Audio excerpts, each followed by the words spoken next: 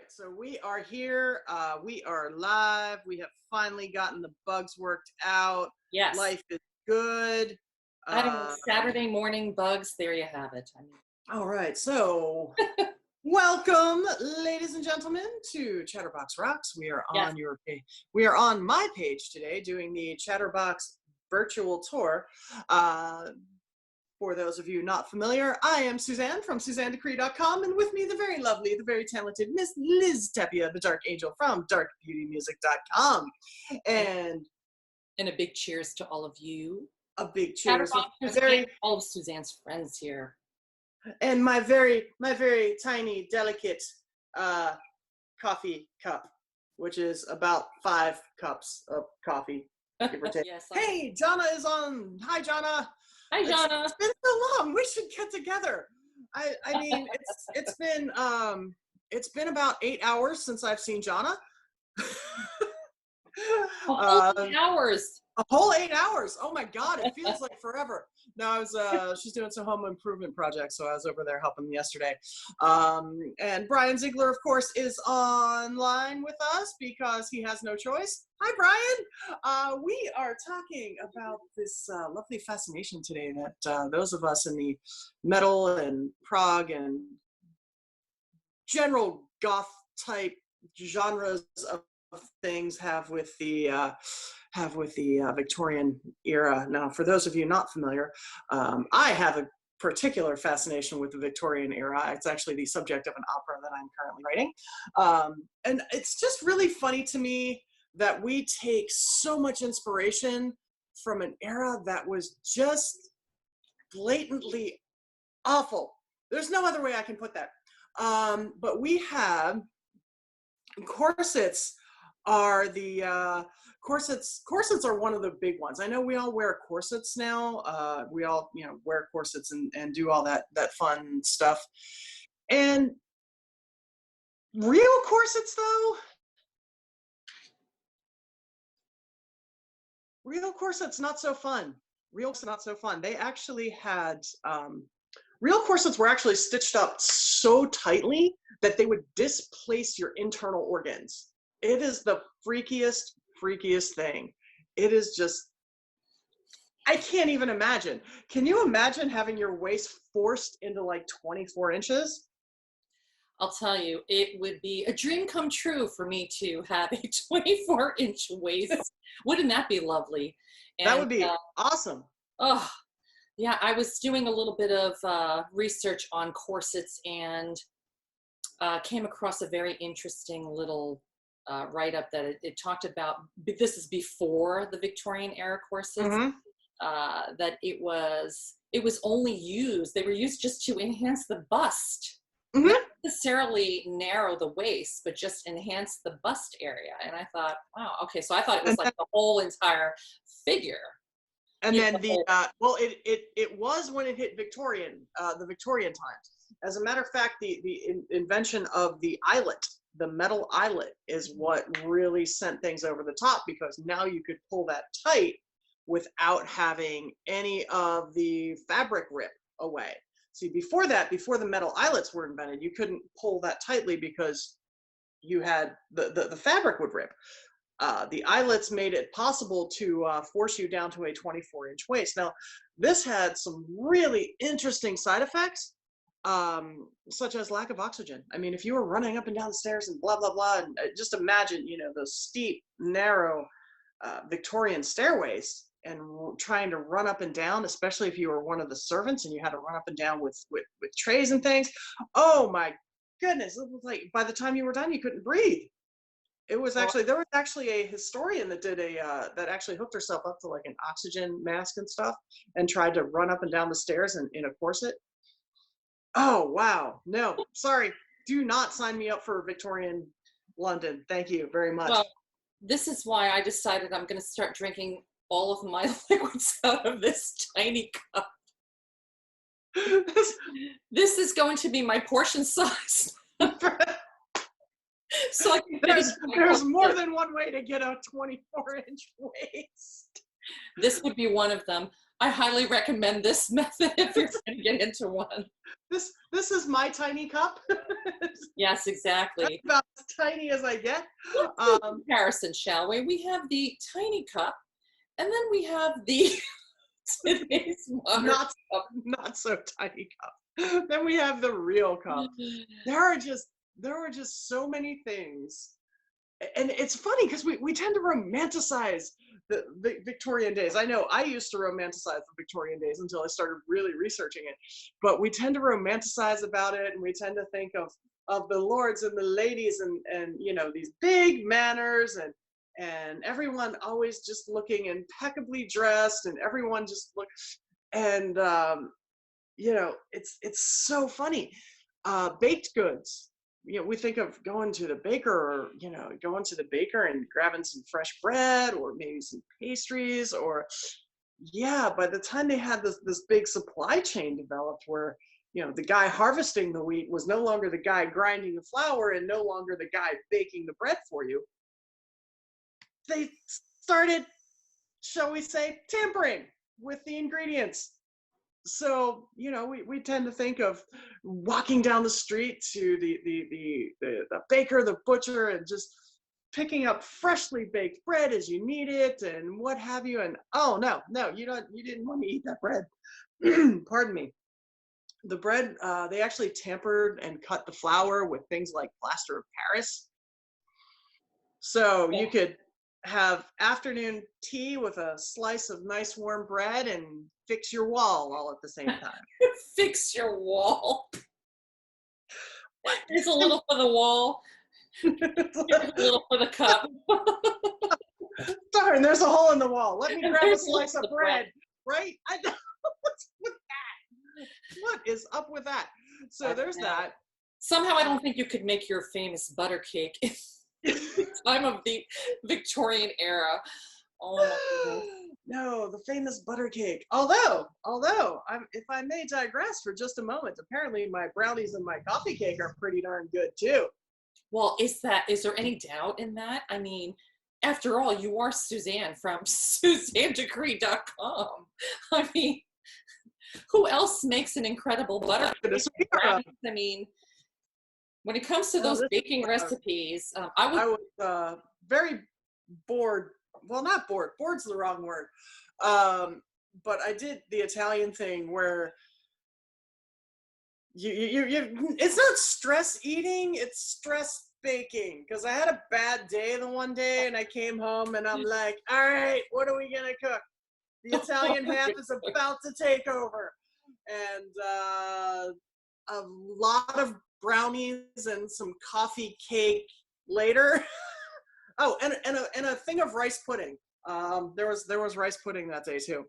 So rice pudding is one of my favorites. I love rice pudding. And right, like everyone loves rice pudding, but no one ever goes out of their way to say, I really want rice pudding. It is strange. I mean, I've noticed that too. It's like, I mean, most people I know that have been around like rice pudding, but it's not one of those things that you either ever have at your house, or I don't know anybody that makes it. I mean, I've only ever gotten it when I'm out to a restaurant or oh, it's really easy to make. Yeah, it's really easy to make. So and then immediately after my baking binge, I was calling my friends. I'm like, so you hungry? Because I have all this stuff. I got stuff. I did the baking thing, which is yes, no. There was no plaster of Paris in anything that I baked. So if you're watching this and you've had the coffee cake and the brownies, you're safe. It was actually just flour. Unless, of course, you have to eat gluten-free and you ate the coffee cake or the brownies, in which case you're probably not real safe right now. And no alum either, because, you know, alum is always one of our favorite ingredients in anything. What is alum? What is it? It's the base element of aluminum. Oh, okay. Yeah. So, yum.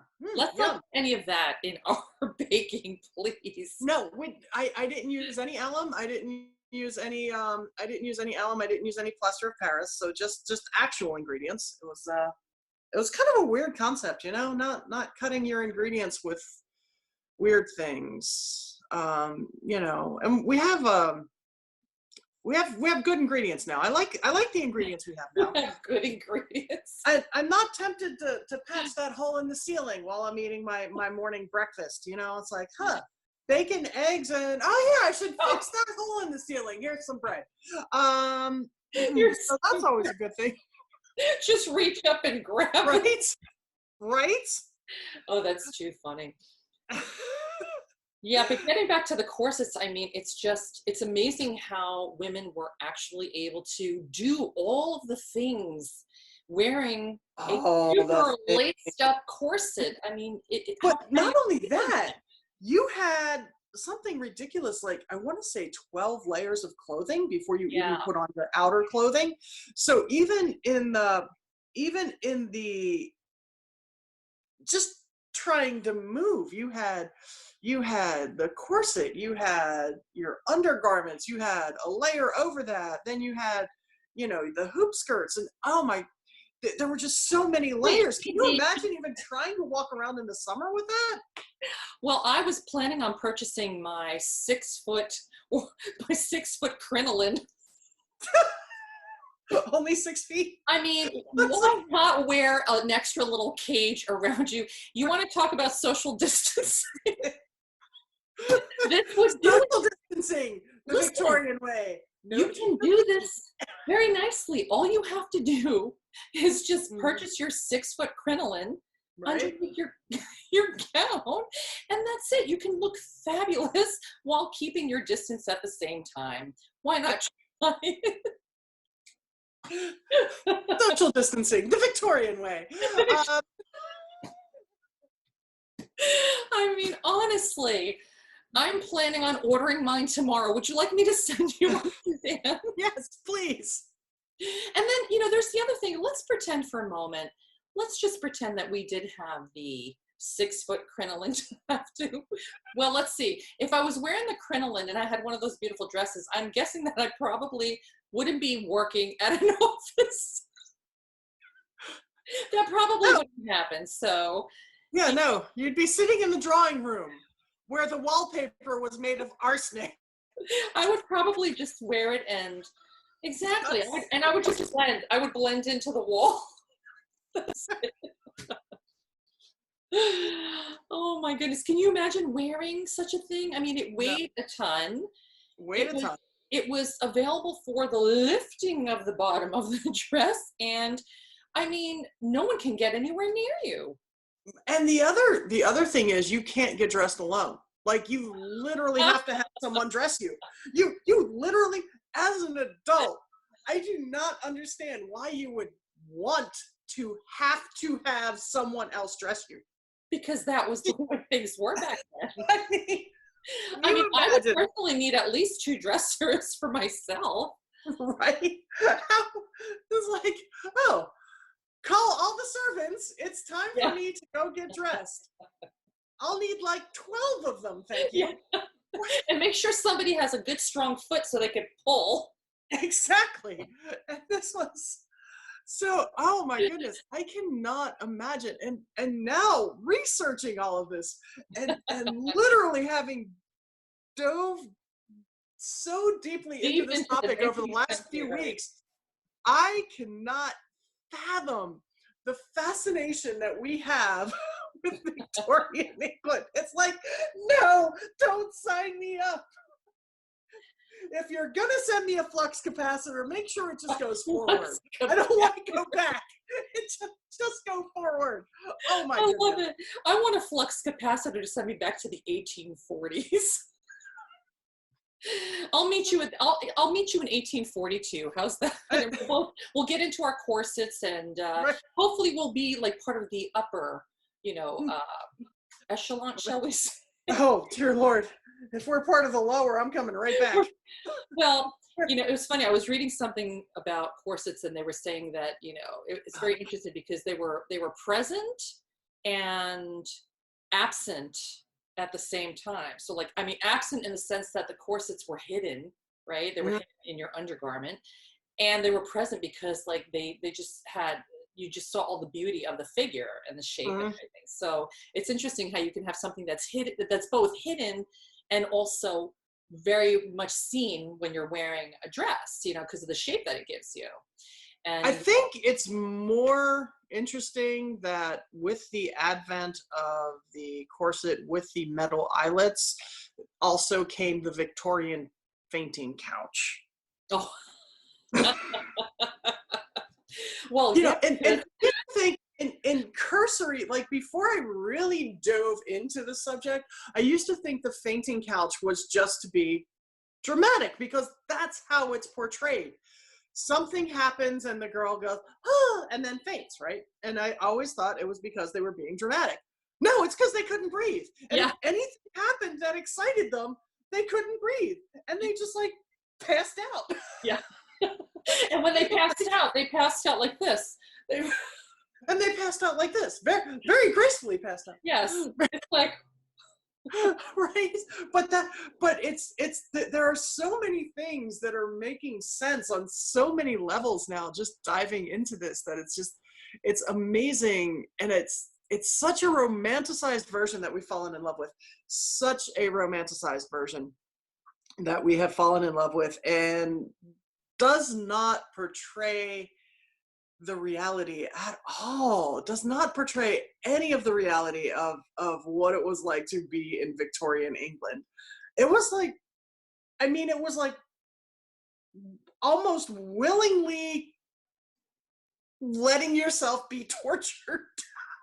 yeah, definitely. I mean, it was just a very, very, very different lifestyle than obviously what we have today. And it was even interesting to read about the advertisements. And so like it was, I mean, early on, even the corsets weren't, they were advertised so differently. I mean, you would see them suspended and hanging from, you know, hanging from above. I mean, there would be these big empty corsets that you could see, and that's how they advertised them.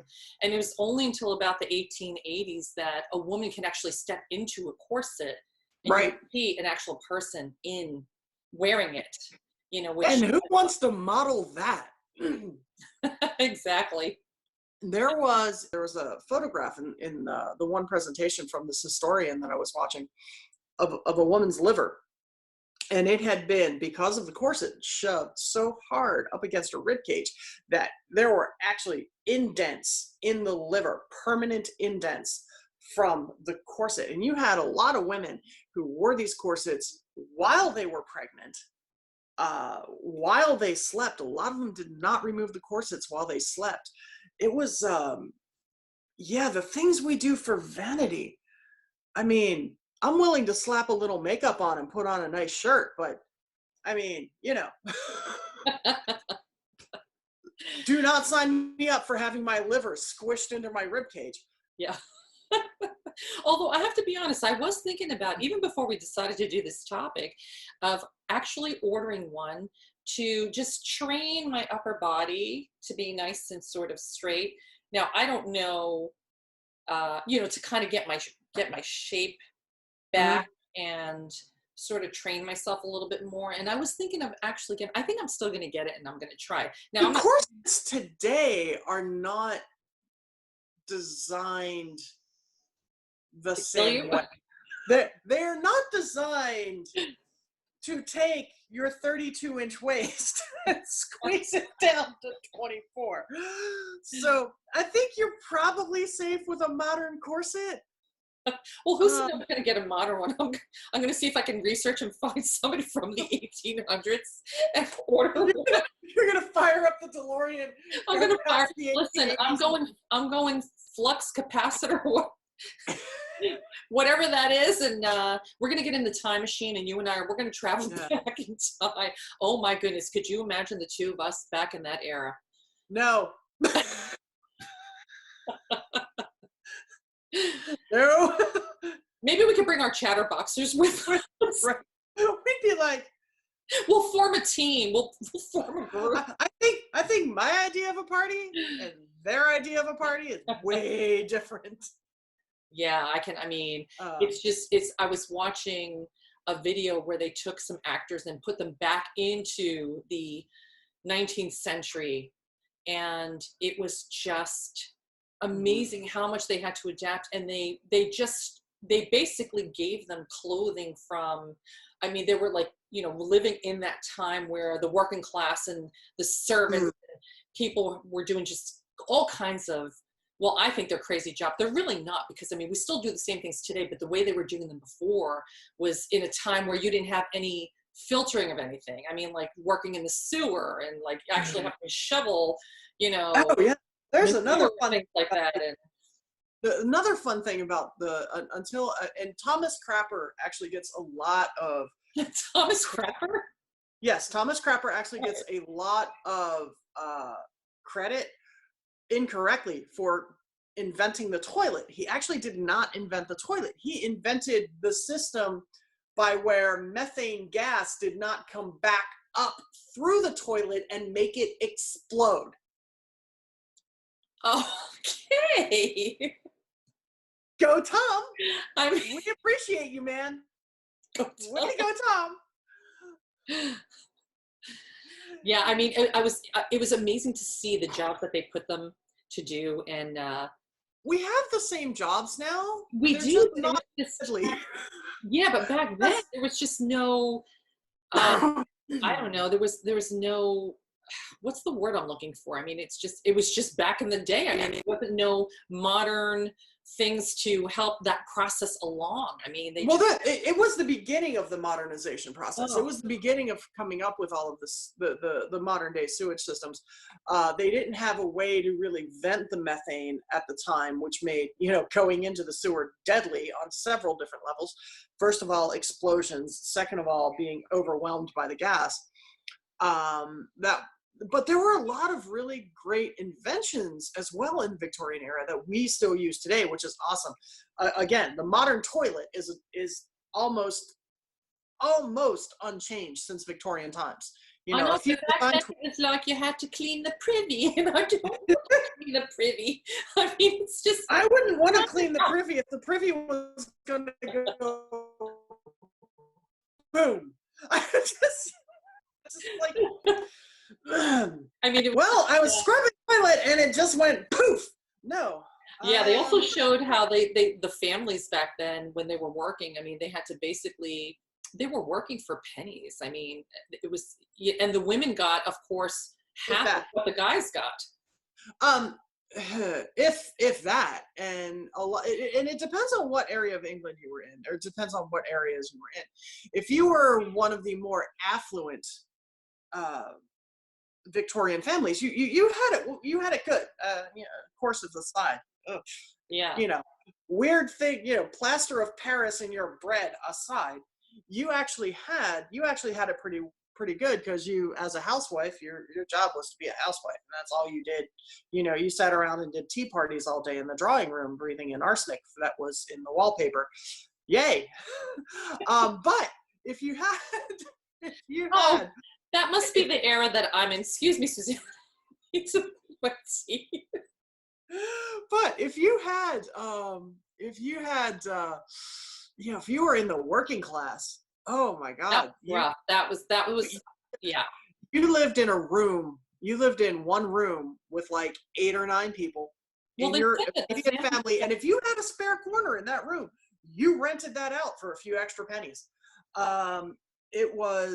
It was absolutely the East End of London was an absolute slime hole. It was they actually started shortening the skirts in Victorian era, because walking along the streets you would actually get mud and horse feces and all kinds of fun stuff up on your dress. That's also why the gentleman walks on the outside, so when people were emptying their chamber pots, it hit the man and not the lady. So I'm good with that. I'm good with that. Brian's okay with that, right? Brian's okay with walking on the outside, right? He walks on the outside all the time. He's like the protector.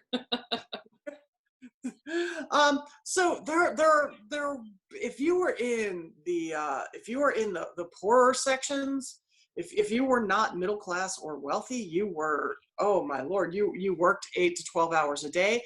The guys actually had to run to the docks and run to all of the meat slaughtering plants and what have you to try and get work by the day. And if you didn't get work at the first place you stopped, you were running all day long trying to find some place to work. It was the romantic version that we have of the Victorian era is it's applicable to I guess the it's I guess applicable to the upper class, to the middle class, the wealthy classes. But if you were not one of those, no way do I want to be signed up for Victorian London. No. Yeah, it was a very rough period if you weren't one of the upper class. I mean, you were doing just the worst of the worst jobs, and if you were doing any jobs. If you were doing any jobs, yeah. If you were doing any jobs at all, yes. I mean, you were basically living to feed yourself. I mean, that's all they did. They worked like 16 hours just so they can eat. There was no, at that point, and by the time they were done eating, a lot of them opted to drink instead. Yeah. You had a very high alcoholic rate. You had very, very high alcoholic rate. I can see why. And you had a lot of, because you were working 16 hours to get maybe one meal, that was not very good for you. There was a lot of malnutrition, a lot of malnutrition. And there were a lot of studies, actually even at the time, that pointed to how weak and feeble people in the East End were versus people out on farms. Oh, that makes total sense. So, however, I think we are up against our time, Chatterboxers. So we are going to get rolling, and I hope you enjoyed this trip down memory lane. Yeah, I was going to say memory lane. And before we go, I just want to announce this amazing concert that we're doing today. It's part of a larger festival on Beat Route Radio, and it's the Worldwide Prog and Rock Festival, and we are raising money for the East North Hampshire Community Services, and it's a charity that provides shelter, food, recovery service, and assistance with job skills in the community. So we are doing this today. Brian and I will be performing Dark Beauty's material at 3:40 in the afternoon today. So it is posted all over my page. It's posted on the Chatterbox. I think Suzanne's got it shared on her page. And we will certainly post it underneath this link. So I hope you guys can tune in. We really appreciate it. And again, whatever monies we raise, we are not keeping any of it for ourselves. It's going right back to the charity. So, and you'll also be able to just go to darkbeautymusic.com, and the link for the charity will be right on our page. So I hope to see you guys today at 3:40. We will be doing our half-hour show. And there's a lot of great bands, including friends of ours from Sweden, their band Crea, and Stratospherius with Joe Denenzon, and Diane Potter of Potter's Daughter, and lots of other bands. And it's actually happening right now. So, all right, guys. Well, this has been quite the trip down memory lane into the 19th century. And now we're going to hopefully bring you back to the 20th. Bringing back or modern times. Exactly. So we want to thank you all for tuning in. It's really been great to be here on Suzanne's page. Big shout out to Suzanne's friends here. And we hope you'll come over to our Chatterbox group, which is facebook.com/groups/Chatterboxrocks, and join us there. All right. Have a great week, everybody. See you guys.